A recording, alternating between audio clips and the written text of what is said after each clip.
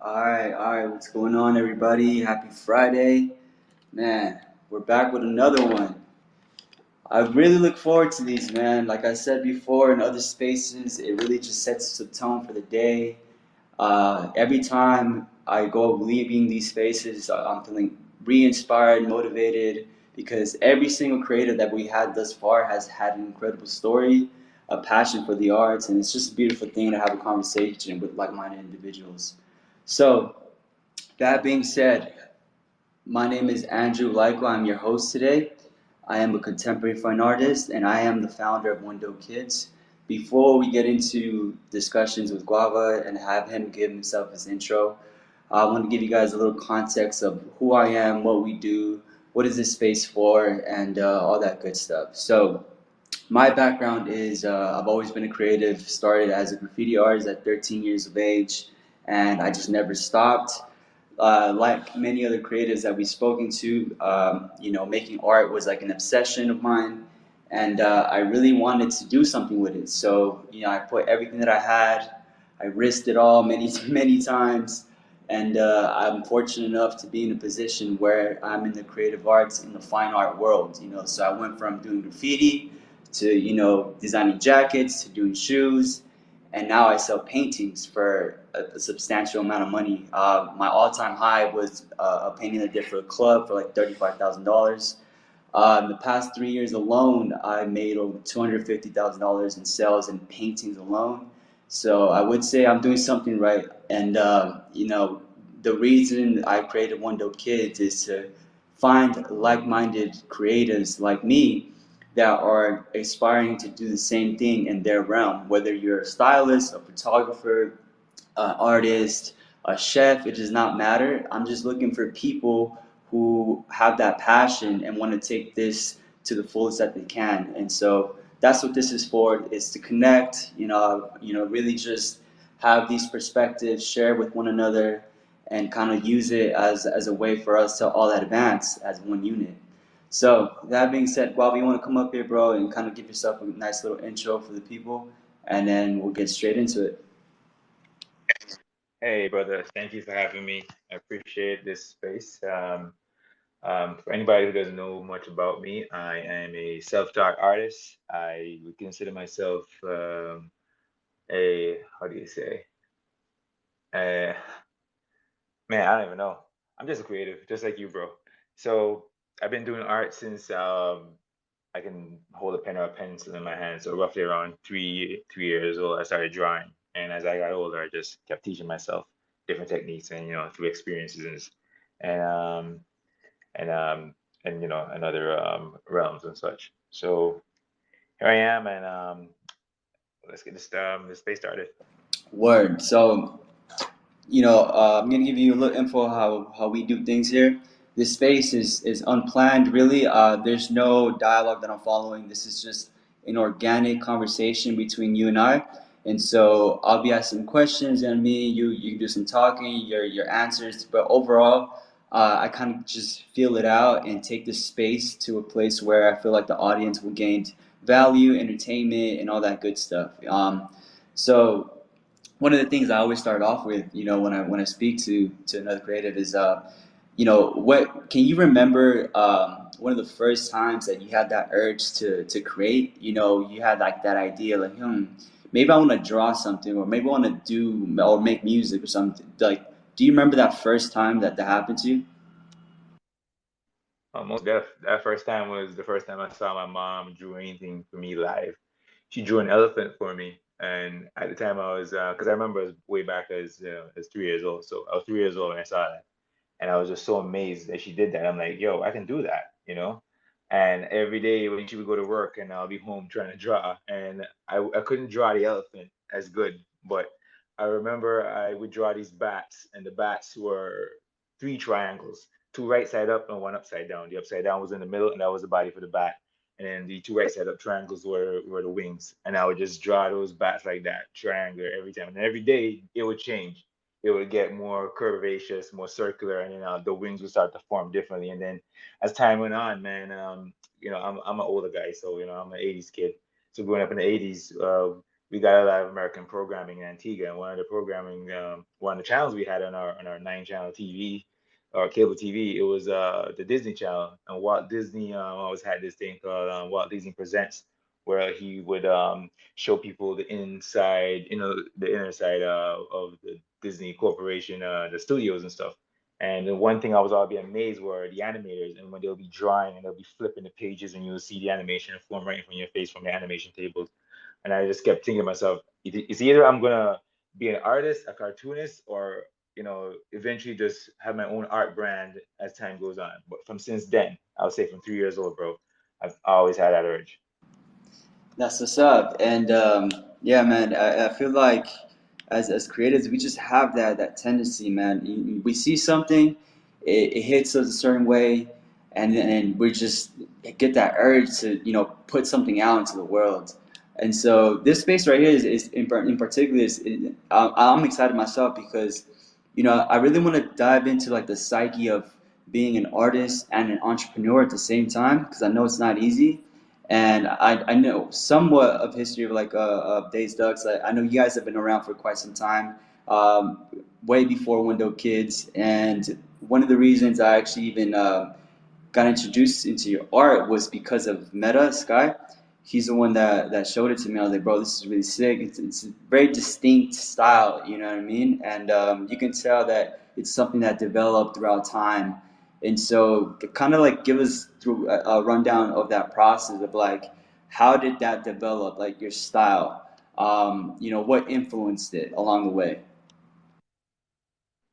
A whole bunch of stuff, life experiences, hip hop, animation, rock and roll, techno music, anything dystopian and sci-fi. All these things are what drive my mission to create art. So when my style developed, it sort of organically created itself based on how I act or how I behave when I'm drawing it too. So there was a point in my life where my art it was really really rough in terms of the edges, and I would do a lot of the paintings that way because I really liked the way the lines would spike when I stroked the brush, and that was for a period of time. And then as I got into the digital more digital stuff, I started to go back to my high school era where I started doing line work with pen over pencil, and then just go with the smooth lines again. But then it just keeps on developing its own style. If you look at my artwork, you can see from like if you look at my stuff from the earlier 2000s, you'll see like it just morphs and it just keeps morphing. And right now it's more polished, and I'm kind of want to revert to more that rough edge style again because I draw so fast sometimes and I paint so fast sometimes, and I just want to get the piece finished. So when I have to like take a lot of time and be the perfectionist and do everything clean and well shaded and everything and highlighted and stuff, it kind of makes me feel like I'm holding the beast back. So at some point I'm gonna get back to that wild stage where I'm just throwing paint and slashing and making like an image from that style. But for now I'm just keeping it polished. But you'll see. Yeah, man, I definitely understand what you're talking about. Kind of like that neo expression is of being able to just kind of be freely and with emotion, just throwing paint, but with a purpose, and then from there you're creating something out of it. Trust me, I get it, man, because I'm a painter as well, so it's like I do both styles as well. So when I went to digital myself, it was very technical. It's very like you're very enclosed in one sitting, one tiny space, right? But when you're more abstract, you're able to kind of be more free with your movements and express that movement that you're feeling. So I definitely get it, dude. One of the things, I mean, you mentioned earlier, you're an '80s baby. What were you into as a kid? Because I myself, I'm a '90s baby, but I was able to somewhat catch some of the b-boy era due to like a cousin, and so like at the age from 12 to like 17, bro, I was a b-boy with like a small group, and we're kind of strange because that time had already passed. So, what were you into as a kid? A lot of things, man. toys, especially because I wasn't able to afford them. So we when I used to watch TV, and they had we had WGN at the time, and they would always show Transformers and GI Joes, and the toys would come on after the programming, so you would get to see like what's hot and what's available. And in Antigua, we didn't the people that did sell those toys, they would fly to the States, bring them back, and sell them for like three times what they would cost. So let's say a Transformer was like 25, not even 25, like $15 or something like that back then. They would sell it for like say 50 or $60 US, in Antigua at the time. So I was into Transformers, GI Joe, rock and roll, hip hop. Um, I'm one of them people from the Caribbean who I love my music and I love Caribbean music and stuff. But as a kid and even to this day, I just love American music. I love hip hop. I love rock and roll. I love world music, all that stuff. So all these things I was already into as a kid, and then anime too, because they had a few Japanese animation that was like that would air on some of these channels, but I never knew the names of these things. But I was always interested in these things where most of the kids would be into Flintstones and Jetsons and what else? Scooby Doo and all that stuff. And I wasn't really big into Scooby Doo. Scooby Doo was funny, but it wasn't. It didn't have that sci-fi ness. I love futuristic shit. You know what I'm saying? I love anything that's flying cars, spaceships, lasers, all that stuff. Star Wars, I was all into that, man. So as a kid, my imagination was wild. So I used to draw all these things because I couldn't have them.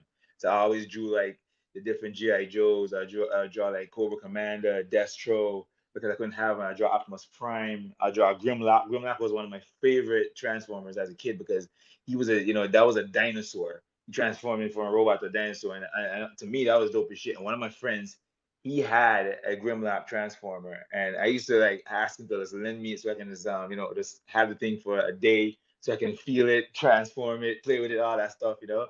And he would, and yeah, man. And what's crazy, when I was in Canada one time, this girl I was dating, her dad, he used to collect stuff from flea markets, and he had gotten one of the original Transformers, the Grimlock Transformer from that era, and he gifted it to me. I still have it to this day. It's not in the box or anything, but it was just amazing to me. That's like for my childhood, and I cherish that shit. It's like in a closet locked away with my other collectibles. You know? Yeah. So those are things I was into, bro. That's what's up. So you're also a collector. You would say you've collected stuff along your time, and dude, yeah. I mean, I can definitely see in the artwork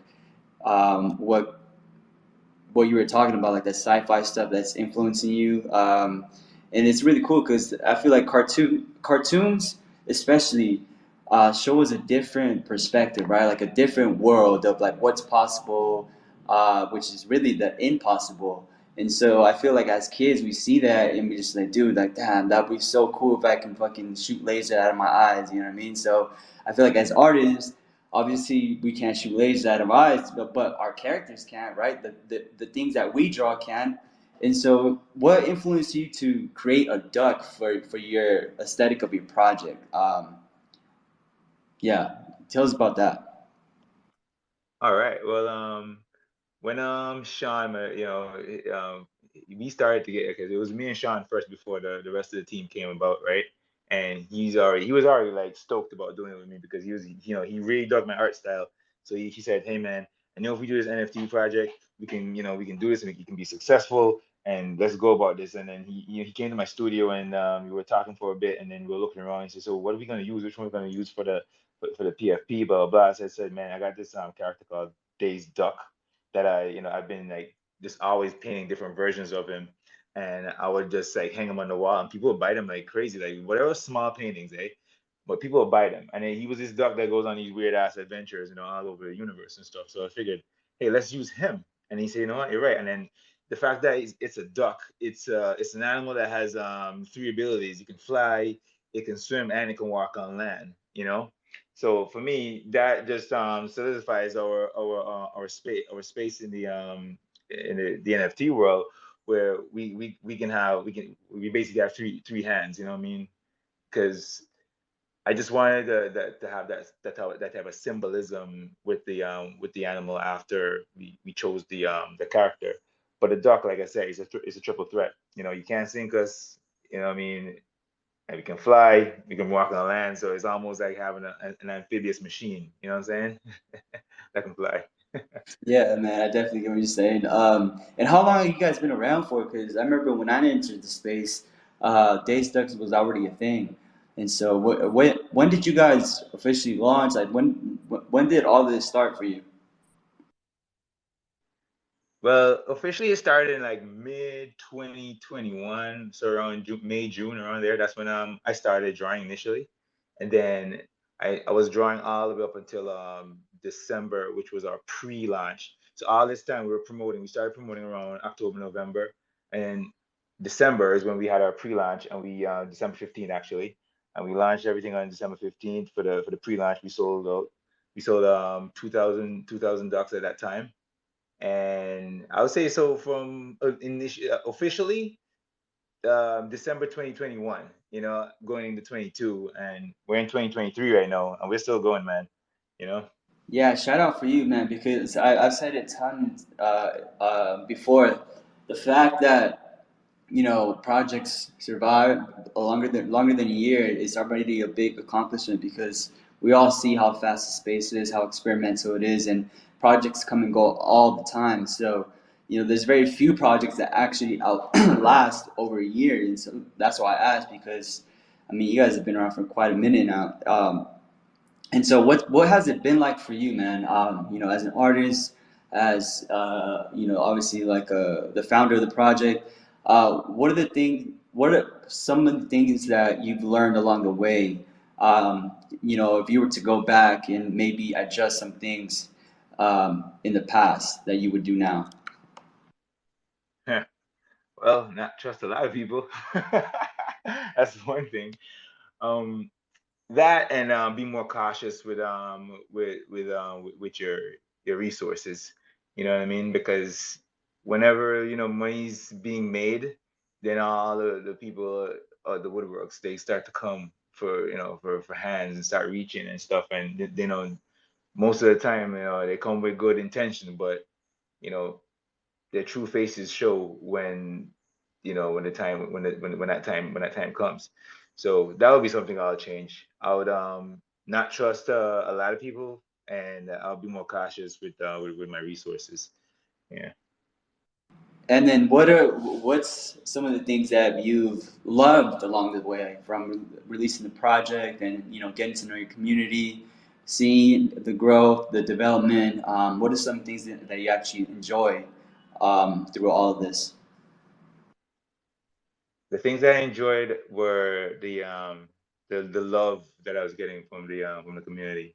It wasn't about the money at the time, and I'm being 100%. It was just so great to see people appreciating my art because I've not been on a wide scale like that before. The biggest success I had before that was when I did a design contest for Staple Pigeon, and I won the contest. And I was in 2020 during that pandemic, and that was like the biggest moment for me at that time. So when this came about now, and then I saw how many people were just digging the art and they just can't stop talking about it. They kept buying more and they kept sharing. Then we were on Times Square, and it's just the love and the appreciation I got from people just finally like recognizing me and my art. And that's what I enjoyed a lot, and I would love to get that back again. Not gonna lie. Where would you say you guys are at now? Like, what are the current vibes like? What are some of the things that some obstacles that you're trying to overcome to kind of get that momentum again? Well, we got a few things in the pipeline we're working on, and those are things I really can't talk about right now because I don't know if I should be talking about it. So, but we do have a few things we're working on to bounce back, and we're just staying in there. The community that's been there from the true people of the community that's been there from the beginning, they're still there. So that's a positive, and they believe in the project still, and we're still pushing on. So we're just trying to like build up our revenue once again, and push more awareness and add more.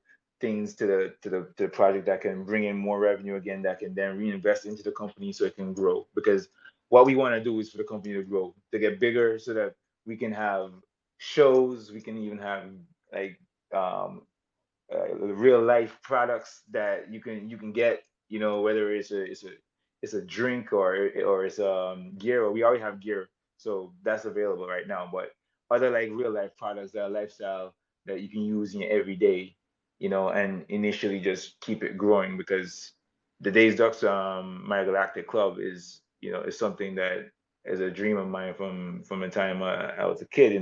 Not particularly the name, but I've always envisioned myself being in a project, being one of the people developing or building a project like this that can benefit all of mankind in a sense. So that's where we are, and that's where we're heading. That's what's up, man. One of the things I do like to ask, like artists slash entrepreneurs, and there's no right or wrong answer, but I always like to ask why. So you talked about, the direction. You guys are trying to get more funds to be able to expand, but why? Like, what's the reason? Like, why does Days Ducks exist? Well, Days Ducks it exists for the kid and everybody. That's the why factor right there. Is for how many times you look at it, no matter how old you are. You know what I mean? That's why we're doing it. We wanna be something like a man. I don't want to say supreme, but because they're just pretty much like they just we want to be an innovative company. We want to be a company that can eventually like make hoverboards in a sense, or flying cars. That's what I see whenever I think about Days Duck Medical Active Club. Because like I said, I have a very imaginative mind, and I'm a futurist. So I'm always like looking for that. And the thing is about about a human being, or anybody. Um, if you want something bad enough, right, you might as well get it yourself versus waiting for somebody to build it for you. So this is what we're doing. We're trying to like get it for ourselves. So we don't have to rely on somebody else to build it and be that person. And it's not about ego or anything like that. It's just to better man. It's just to benefit mankind in a sense. You know what I'm saying? Yeah. So would you say that your influence with sci-fi, you're obviously putting it into your You project. there? That's one of the things that is really driving the project. Is kind of like to get to that point where you guys are building, Hello, futuristic. testing, testing. Can, oh, can you hear me? Was that rugging? Hello? Yo, Guava, you there? I think we might have. Can anybody hear me? Yeah, you're good, man. Give me show me emoji so I know. Okay, I guess there's something wrong with his mic. So I just hold on and wait. No. Hope everybody's doing good. I see you days in. Days Ducks, what up? Moscow, Bobby, Nile, Big Duck, energy all the way. Uh, And DC Trade, holla. can you hear me, Guava? I'm good. Okay, word. Um, but yeah, man, I love the concept. I definitely see where you're going with this. I mean, trust, I would fucking love to have a hoverboard myself, dude. Like that'd be freaking amazing. If I could sing, I would sing something so I can entertain you guys. But I can't sing, so I'll just let the crickets make noise. Um, I don't think you can hear me. Hold up. Guava, can you hear me?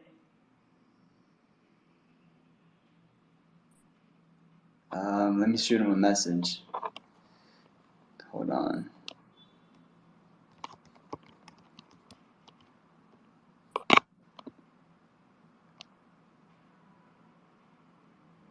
All right, I guess I'll continue on until he responds.